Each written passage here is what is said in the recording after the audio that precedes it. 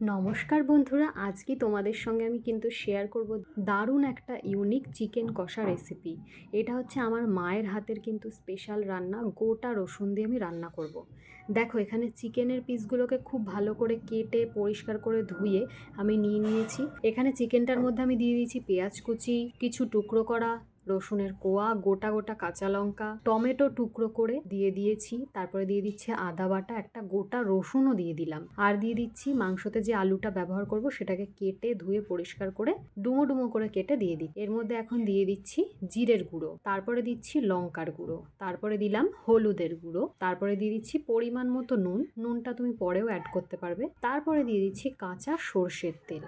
এইভাবে যদি তোমরা একবার রান্না করো না, দারুণ খেতে লাগবে। এখন আমি একটু গোটা এলাচকে ভেঙে সেটা দিয়ে দিলাম। আর দিয়ে দিচ্ছি পেঁয়াজগুলোকে একটু ঘষণিতে বা গ্রেটারে একটু গ্রেট করে নিয়েছিল, সেটা দিয়ে দিলাম। আর দিয়ে দিচ্ছি আদা রসুনের পেস্ট। এখানে আমি সামান্য রসুনই আদার সঙ্গে বেটেছিলাম, তোমরা চাইলে শুধু আদা বাটাও দিতে পারো। এবারে এইটাকে খুব ভালো করে ম্যারিনেট করতে হবে। ভালো করে কিন্তু মাংসটার সাথে সমস্ত মশলা খুব ভালো করে মেখে নিতে হবে হাত দিয়ে। দেখো, আমি এখানে কিন্তু খুব ভালো করে মেখে নিচ্ছি। আমার মায়ের হাতের এই দারুণ রেসিপিটা যদি তোমরা একবার বাড়িতে ট্রাই করো, আমি তোমাদের শিওর বলতে পারি যে তোমরা আর কোনোভাবে চিকেন রান্নাই করবে না, এইভাবেই চিকেন কষা খেতে চাইবে। দেখো একবার কিভাবে রান্না করব আমি। এবারে পুরো প্রসেসটা দেখো হয়ে গেছে। এখানে কিন্তু খুব ভালো করে মেখে নিয়েছি।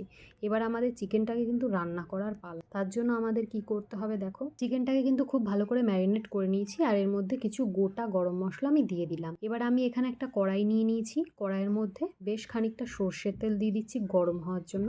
তারপরে দিয়ে দিচ্ছি দুটো শুকনো লঙ্কা, আর দিচ্ছি কিছুটা তেজপাতা, আর দিয়ে দিচ্ছি গোটা জিরে ফোড়নের জন্য। এটাকে দিয়ে কিছুক্ষণ নাড়াচাড়া করে একটুখানি যেই ভাজা ভাজা সুগন্ধ ছাড়বে, তারপরে আমি দিয়ে দেবো ওই ম্যারিনেট করে রাখা চিকেনটা। এবার এইটাকে দিয়ে খুব ভালো করে নেড়ে কষাতে থাক। চিকেন থেকে কিন্তু অনেক জল বেরোবে, তাই খুব ভালো করে এইভাবে মিশিয়ে মিশিয়ে কষাতে থাক। আঁচটা কিন্তু লো টু মিডিয়ামে রাখবে। এইভাবে কিন্তু খুন্তি দিয়ে খুব ভালো করে নেড়ে চেড়ে আমাদের কিন্তু চিকেনটাকে ভালো করে কষিয়ে নিতে হবে, যতক্ষণ না খুব ভালো করে হচ্ছে। তোমরা কিন্তু দেখতেই পাচ্ছ মাংসটা কিন্তু আস্তে আস্তে জল ছাড়া শুরু করে দিয়েছে। এইভাবে যতক্ষণ ধরে তুমি ভালো করে কষাবে, তত কিন্তু আরও বেশি করে জলটা ছাড়বে, আর তত কিন্তু চিকেনটা আরও বেশি টেস্টি হবে। চিকেন যত বেশি কষাবে ততই কিন্তু স্বাদটা বেড়ে যায়। দেখো, এইভাবে কিন্তু আমি চিকেনটাকে খুব ভালো করে কষিয়ে নিচ্ছি। এই পর্যায়ে কিন্তু তোমরা চিকেনটাকে ঢেকে দিতে পারো, তাহলে আরও বেশি জল বেরোবে। এই দেখো, আমি কিন্তু কিছুক্ষণ ঢেকেও রাখবো। এবারে বেশ কিছুক্ষণ ঢেকে রাখার পর আমি ঢাকনাটা খুলে নিয়েছি। আর দেখো, চিকেন থেকে কিন্তু অনেকটা জল বেরিয়েছে। আর এই জলেই কিন্তু চিকেনটা পুরোপুরি সেদ্ধ হয়ে গেছে। কি সুন্দর কালার এসেছে আর এত সুন্দর গন্ধ বেরোচ্ছে। তোমরা বাড়িতে নিজেরা যদি ট্রাই না করো তাহলে কিন্তু বুঝতে পারবে না। এই যে দেখো, খুব সুন্দর কিন্তু লাল লাল একেবারে চিকেনের যে ঝোলটা রেডি হয়েছে। আমি কিন্তু এক্সট্রা করে কোনো রকম জল অ্যাড করিনি। আলুগুলো পুরোপুরি সেদ্ধ হয়ে গেছে, আর চিকেনটাও কিন্তু খুব সুন্দরভাবে রান্না হয়ে গেছে।